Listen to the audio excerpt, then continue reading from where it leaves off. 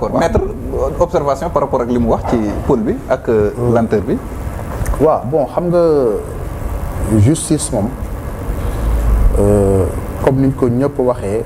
dafa nekk la nga xam ni ñëpp dañ ci teg seen bët. te du Sénégal kese àdduna bi fépp la. je pense que soo leen dee suivre temps yi rek l'actualité française la justice est sous le feu des projecteurs. waaw donc lii xew ci yeneen dëkk yi Sénégal du ci mënu ci mucc. voilà te loolu du tey dafa yàgg depuis léegi rek ñoo ngi nettali le procès de Mamadou Dia. et puis ñu xam ne aussi la justice au-delà de la marche des institutions dafa nekk la nga xam ne demande sociale la. tout peuple ou bien toute communauté humaine a besoin de justice. loolu moom foo dem dañ ko fekk Sénégalais yi nag dañoo yàgg a jooytu si jafe-jafe yi ñuy am si souvent ñi nga xam ne dañu daan jiite nga ñëw def fi 1 an def fi 2 ans. mais ndax tey jàpp nga ni pôle bi efficace na. waaw mën a def liggéey bi nga xam ne moom lañ ko def foofu laa jëm. da ngay gis ñi nga xam dañuy ñëw du ñu yàgg si nguur wala nguur moo leen di permettre ñu bâtir leur richesse. tout leur patrimoine si loolu nañ koy bâtir. te dafa dem sax ba Sénégal loolu nekkatul tabu nekk nguur am xaalis léegi nekkatul tabu. dañuy jàpp ni sax léegi la voie la plus rapide pour accéder à la richesse pouvoir la nga nekk directeur général wala nga nekk ministre wala nga jógee nguur. loolu dañ ko yàgg gis Sénégalais yi nag loolu yàgg leen metti moo tax yàlla bu mu defee ñun ñu ñëw au pouvoir. avec le président de la République son excellence Bassirou Diomaye Faye loolu bokk na ci mébétu Sénégalais yu gën a ñi nga xam ne vraiment gën na fës. voilà au-delà des problèmes da nga xam ni am nañ ko des problèmes d'emploi des problèmes liés à l'éducation des problèmes liés à la santé yooyu yëpp mais justice aussi da ci bokk pàcc yooyu nekkee demande nationale justice yi noonu la ci bokkee. ok voilà ñun bu ñu ñëwee dañ fi fekk benn architecture judiciaire ak apporté wu ñu pour le moment benn réforme. même effectivement le président de la République a organisé des premières assises de la justice te assises de la justice foo ko déggee rek waxtaan la pour trouver des solutions pour apporter des réformes parce que effectivement la justice sénégalaise a besoin de réformes. des réformes institutionnelles mais des réformes juridiques loolu daf ko soxla te incha allah le président de la République et son gouvernement dirigé par monsieur Ousmane Sonko travaille sur ça effectivement dañ ci fekk benn instrument. mais puisque toute œuvre humaine n'est parfaite et instrument ba nga xam ne effectivement suñu xoolee nu muy doxee et son périmètre de compétence effectivement am na réforme yoo xam ne mën nañ ko ci def. mën nañ ko ci def voilà te ces réformes là comme effectivement ça arrive que pour permettre effectivement. donc c'est pas exclu ñu dem ba ci kanam après ñu xool nañ ñu ko lañ koy perfectionner. lu nekk loolu président de la République moom mooy décider avec les conseils. qu'il reçoit des experts. ok des experts ay professeurs de droit des magistrats et des avocats. d'accord ñoom ñëpp mën nañu conseiller et les acteurs yi nga xam ni. de la société civile comme ñoom Babacar Ba. léegi loolu su ñemee ba ci parce que objectif bi mooy. pour permettre au pôle financier d'avoir des coups de franche. effectivement souvent. suñu permettre au pôle financier mu mën a saytu bépp infraction financière. loolu mën na ko submerger. mën na ko submerger d'accord damay bañ question yi dajaloo bu bëri moo tax dama ko. voilà léegi pour terminer waaw c'est ça pour terminer juste sur cela. loolu mën na raison pour laquelle effectivement loolu mën na nekk pour que. ñu am benn pôle financier ba nga xam ni dafa mën a war na dina mën a traiter rapport yoo xam ne day jógee peut-être CENTIF. di jógee OFNAC ak di jógee sur les autres corps de contrôle nga xam ne day am ay implication financière pour mu mën a vraiment. traiter les dossiers de façon diligente. de façon diligente ma daw rapidement jël benn question avant may dem ci Babacar waaw. ok monsieur l'avocat suñu internautes yi bëggoon nañ xam ana ban fortune maanaam nag ana ban xayma ci wàllum koppar la nit mën a am pour yoon mën a commencer saytu ay mbiram. bon ça dépend si nit ki ban nit la xam nga nit ku nekk di liggéeyam. nekk un commerçant nekk un homme d'affaires nekk un entrepreneur. kooku wax dëgg yàlla te lépp te mu koy teg si yoon il n'est pas concerné par rapport ñuy wax des codes de contrôle mooy dañuy loolu su amee dañuy xool yan type de personne ñoom ñoo susceptible d'être poursuivis par ces juridictions là ña nga xam ne moom la ñu mën a topp si kanamu yoon mooy ña nga xam ni comme c'est des directeurs généraux comme man mii di wax yow wala un ministre de la République ou bien ka nga xam ni même su nekkul nekk na un haut fonctionnaire wala mu nekk un fonctionnaire qui gère ñu gis ni si rapport yi corps de contrôle yi def moom loxam am na lu mu ci taxawee bu boobaa nag justice mooy wax te justice bi fu ñu koy xaar bu wax moo ñu wax kii lii mu am si patrimoine mu nekk patrimoine immobilier wala mu nekk patrimoine financier bu énorme ndax daf am na ko légalement wala amu ko légalement fekkee am na ko légalement kooku yoon amul ak moom affaire mais fekkee daf ko acquérir illégal bu boobaa nag yoon day def liggéey alors Babacar ci question lenteur bi lay taxaw naka nga gisee critiques yi nga xamante ne ñenn ci askan wi ñu ngi koy def à l'endroit de la justice ba ci sax le ministre de la justice comme quoi que yëf yi dafa yéex et que yëf yi daal war naa mën a accélérer daal xam nga en fait boo xoolee yenn convention internationale yi wala yenn instruments internationaux yi nga xam ni ñun dañ ko xaatim dañ naa la nit ki bu ñu ko tegee loxo dañ ko war a juger ci délai bu raisonnable ça je pense que xam nga ko donc la personne quand il est arrêté la personne doit être jugée dans un délai raisonnable maintenant délai raisonnable Pape bon c'est vrai que waxuñu ni délai raisonnable mun na dem ba 6 mois ainsi de suite donc kenn définiru ko mais dañuy jàpp que ni délai raisonnable rek tey bu dee en matière délictuelle le délai raisonnable mun nañ ko xayma ba ci 6 mois bu dee en matière criminelle délai raisonnable yi war nañ ko mun a xayma ci 2 ans donc loolu aussi bon day baax également ñu koy rappeler parce que nit ki également boo ko tegee loxo mënoo ko jël rek teg ko prison waxuñu ko dara donc jëmale donc da nga koy àtte ci àtte bu gaaw mais man jàpp naa que ni le pôle judiciaire financier Pape d'ailleurs dama koy wax souvent pour man c'est l'une des plus belles réformes de notre système judiciaire parce que xam nga ñun droit de l'homme déjà sur le principe pour la réduction des comptes je pense que ñëpp ci d'accord mais parfois dañ naan la booy def réduction des comptes dañ lay laaj déjà est-ce que am nga institution wala boog est-ce que am nga juridiction boo xam ni capable na pour mun a assurer tey mun a assurer tey les droits de la défense loolu dafa am solo boo xoolee déjà dans l'affaire Karim Wade je pense que yaa ngi koy fàttaliku le groupe de travail des Nations Unies li ñu doon reprocher État du Sénégal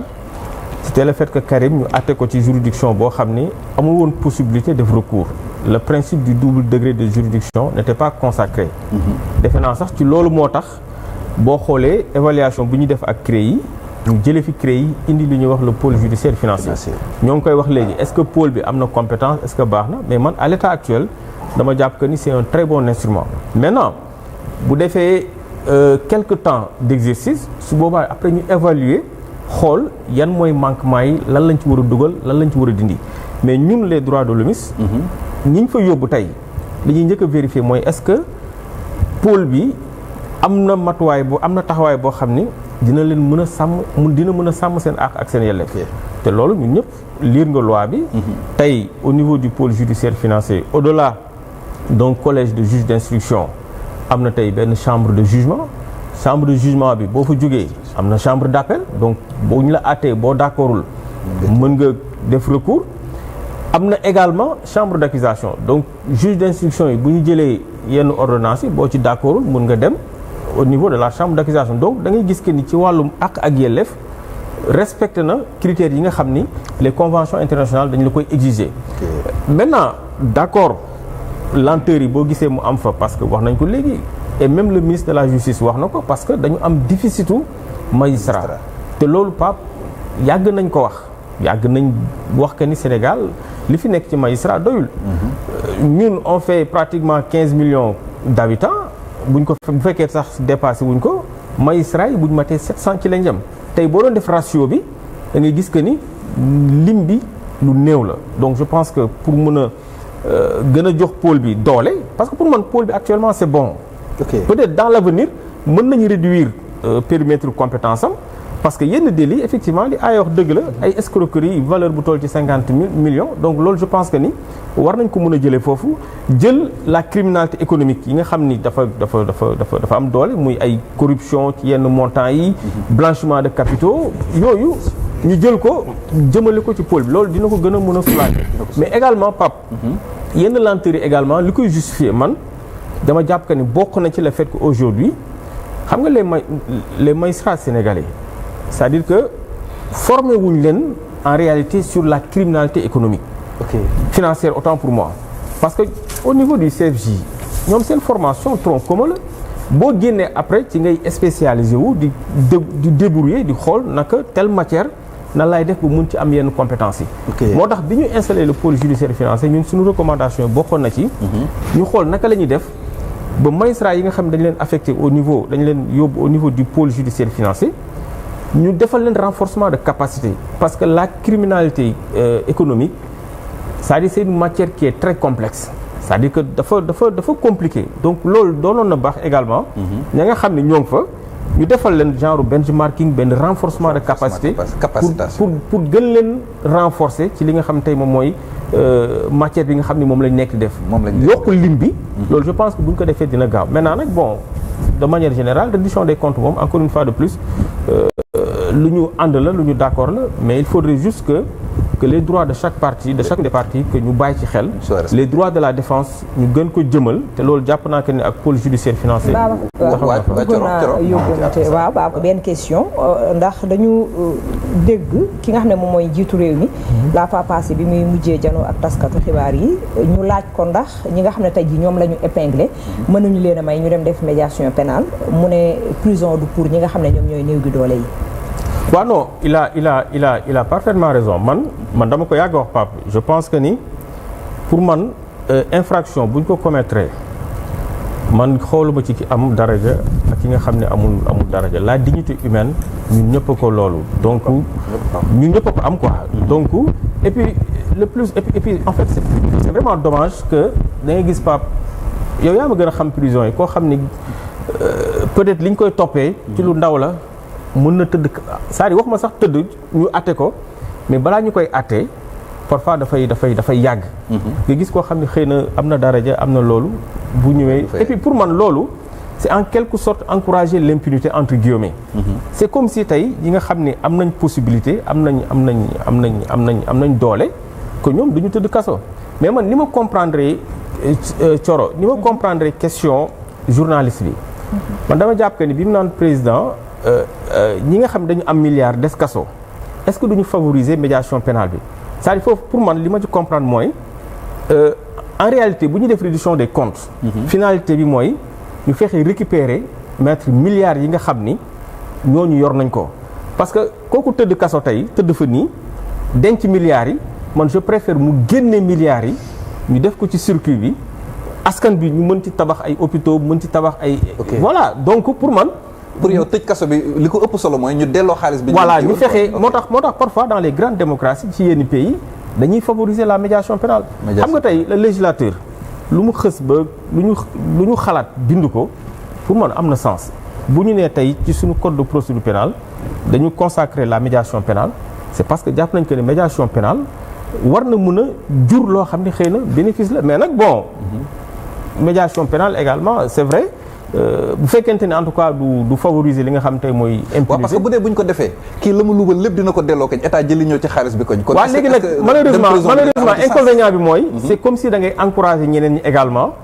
ñu dem def naka su dul noonu. jël alal ju bari. après ñëw ne xaaral ma def médiation pénale donc en fait c'est un couteau à double tranchant. d'accord maître question maître bon bi interpellation yi ci maître la.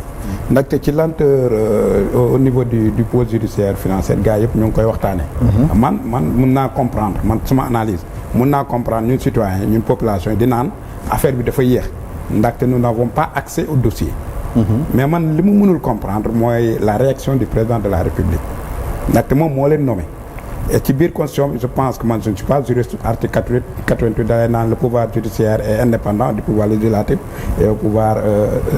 exécutif article 90 ne la les magistrats ne sont soumis qu'à l'autorité de la loi dans l'exercice de leurs fonctions président de la République génn te moom moo leen nommé par décret non seulement moo leen nommé par décret mais il a accès à toutes les informations relatives au fonctionnement du pôle judiciaire financier mu ne leen waaw population yi ñoom mën nañu def c'est normal population yi def pression sur la justice on est d'accord que la population am nañu un droit de regard sur le fonctionnement de la justice loolu moom am nañ ko mën nañu apprécier jàgg nañ fi dem tribunal juge condamné fi ni ñu ne ko am na ci on est d'accord nag am nañ liberté boobu mais une autorité comme le président de la République est-ce que rafet na muy analyser noonu situation d'autant plus que moom ak coup de téléphone aurait pu suffire ak ministre bi ne ko defal li en sourdine ministre bi def ndaxte moom moo ko nommé. Deuxième kii bi le ministre son premier ministre Ousmane Sonko ci temps campagne bi également ndaxte déclaration bi man je pense que ça relève de l'évidence ndaxte boo waxee man mun naa ko woo ma ne ko tuppal diw mu poursuivre ko c'est tout à fait normal ndaxte yow yaa ko désigné ñu bokk ko ñu kii ko est-ce que loolu jar na wax ci place publique bi. kan ngay poser question bi. maître est-ce que nan la ko gisee en tant qu'avocat. Voilà merci d'abord il faut que ñu xam aussi. lan mooy vocation aussi la politique de reddition des comptes. C'est-à-dire que la politique dafa am pour man deux vocations te ñaari vocation yooyu yëpp dafa war a teew pour ñu nekk dans une politique pénale ba nga xam ne wax dëgg yàlla politique pénale bu jaar yoon la première vocation mooy c'est-à-dire que affaire pénale nañu wax soo defee une infraction tu dois être sanctionné par la société. te la sanction en droit pénal si société mooy la privation de liberté loolu c'est textuel. moo tax ñu am code pénal ak code de procédure pénale loolu c'est la première vocation et la vocation pour man originelle d'une politique pénale mooy nit ki su defee infraction ak lu mu ko mën a defee yoon dafa war a dal sa kaw day mel ne nga nekk sa kër nga yar sa ay doom ku si jàdd yoon mais da nga koy sanctionner ñeneen ñi suñ ko gisee dootuñu def moom li mu def loolu mooy la première vocation de la loi pénale beneen vocation bi aussi de la reddition des comptes mooy ñi yor ñi nga xam ne dañu leen jàpp ne ñii dañoo détourner des deniers publics suñ leen tëyee li ñu yor nga xam ne dañ ko jëlee si gafaka réew mi ñu delloo ko loolu mooy sa deuxième vocation moo tax ñaar yi benn mënu si dem bàyyi moromam te même médiation pénale soo amee aussi la médiation pénale aussi sanction pénale aussi dafa war a ñëw. est-ce que comprendre. donc ñoom ñaar ñëpp ki delloo na rek. non bien sûr médiation pénale bi mën na am peut-être ñu atténuer la peine. waaw mën na entraîner l'atténuation de la peine. mais ça veut dire que ki def médiation pénale ça veut dire que kenn du ko topp dara parce que aussi. sinon comme Babacar ni nga ko waxee léegi mën nga nekk ci nguur jël alal bu dul jeex. ñu tëj la prison nga def médiation pénale am loo joxe nga génnaat continuer dundee alalu réew mi. xam nga nit ñi aussi nit dafa bari pexe. voilà léegi c'est yeneen question bi ngay kii xam nga président de la république wax na ko dégg dafa am responsabilité morale si politique yu ñu ko dénk mooy si politique yëpp politique de santé politique sécuritaire. politique financière daf si am une responsabilité te mandat su jeexee day rendre compte. Je rejoins tout à l'heure li Aye Diop wax il est très tôt même de faire le bilan naan lii dox na wala doxul moo tax su ma déggee ñi nga xam ne il tire déjà le bilan de ce régime là bon man dama leen di rey damay naan ñii vraiment parce que le président de la République suñu pouvoir bi nous sommes élus pour 5 ans c'est à l'heure du bilan le Sénégal yi naan lii kat baax na lii nii na lii suñ ko jooyontee nangam loolu la kon au lieu de parler de bilan ñu wax évaluation. waaw mën nañu wax évaluation te le président de la République su jàkkaarloo di wax ak peuple sénégalais mais ñu tegam ñun ñii ñoo am sañ-sañu wax suñu xalaat asantuma le président de la République wax am sur la marche des institutions te président de la République su waxee sa position sur bien domaine donné dina andi lu ko saafaral. ok Kaz da nga est-ce que vous comprenez man li ma koy parce que le président de la République aussi. dañ ko fal. waaw loolu pour mu régler les problèmes des Sénégalais. waaw donc loolu suñ ko joxee loolu aussi. dina dem comme ni nga ko waxee loolu su liggéeyee ba ci kanam jàkkaarloo ak Sénégalais yi ni leen man kat lii ma doon def fii laa si toll dangam nag wax après def ay projections. waaw c'est que dafa mel ni déggoo man li ma ko wax mooy. que ni est-ce que moom en tant qu'avocat day rafetlu ndaxte dafa mel ni moom déclaration président bi dafa favoriser dafa kii comment on l'appelle encore fragiliser le ministre de la justice te moom moo ko nommé ñun population mën nañ ne ministre bi lii dafa yéex ànduñu ci li ngay def mais le président de la République ki ko nommé par décret est-ce que amutoon yeneen moyen yeneen procédures yu mu mën a utiliser pour wax ak moom te waxut ak moom ci public bi nii comme nit ñi day mel ni ku ko désavoué quoi. non loolu non bul jëlee noonu loolu désavoué. xam nga waxoo ba léegi le président la bi muy toog ba léegi cité wul le nom de personne. mais le président non le président. bu waxee ne waaw dafa yéex. non mu ne man je comprends mal dossier Covid bi ba léegi dossier bi mënul avancer affaire yooyu noonu xam nga lu ma la moom tudd na ko même bu ko cité wul ñun dañuy def ni moom ministre bi lay waxal ndaxte ministre bi mooy gérer dossier d'accord léegi bàyyi ko mu tontu neutraliser voilà donc pour ñëw fi nga wax xam nga débat bi bu ñu ko personnaliser suñ ko personnaliser rek duñ ci génn te le président c'est le père de la nation dépassé na fu muy nekk di personnaliser un débat avec ses ministres yooyu parce que le ministre muy directeur rek ak képp ku mënti yor ndomba tànk président moo la ko jox su demee ba gis ni yow lii mu la jox peut-être mënutoo ko dox dafa la fay jëlee yóbbu la feneen wala mu ni la je te remercie. Donc le président de la République dépassé na fu muy toogee di personnaliser un débat loolu du wax. mais ci loolu. est-ce que vous comprenez donc le président de la République. am na droit gis un constat il le fait et il va apporter les corrections su apporter les corrections nécessaires kay. parce que moom nañu dénk réew mi te il va assumer cette responsabilité là est-ce que vous comprenez. te correction nag c'est mooy jooyanti defaraat mu gën a dox quoi apporter peut-être les correctifs nécessaires après lépp jaaraat si yoon donc le président de la République su demee ba gis ni aussi. Effectivement te du si secteur il y a beaucoup de secteurs yoo xam ne effectivement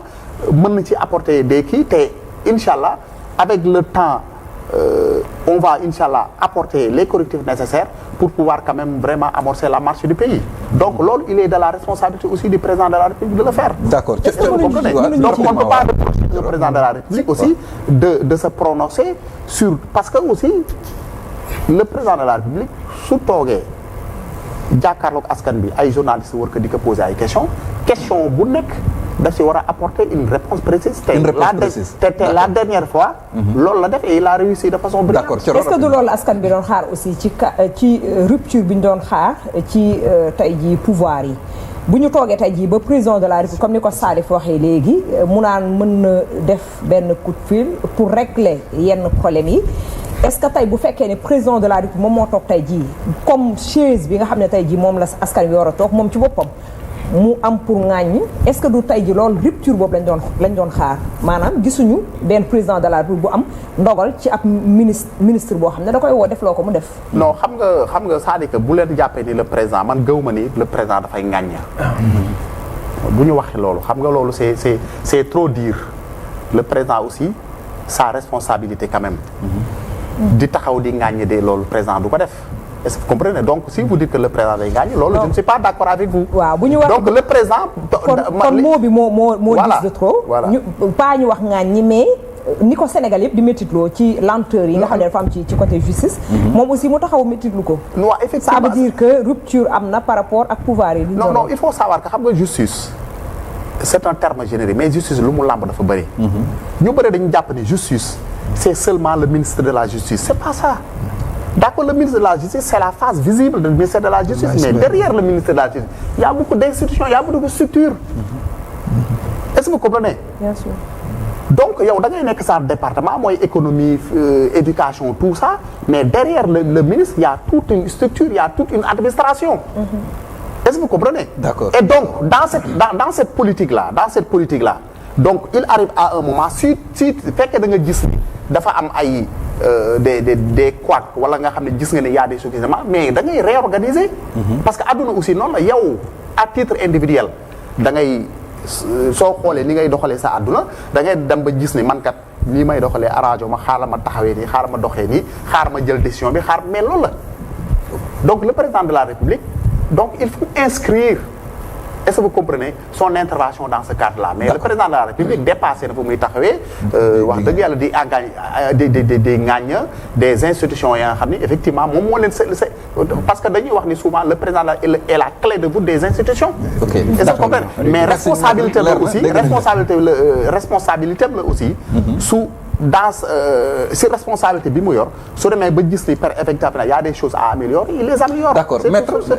ndax da nga jàpp ne comme ni ko Salif waxee que déclaration boobu noonu c'est la porte ouverte aux attaques dirigées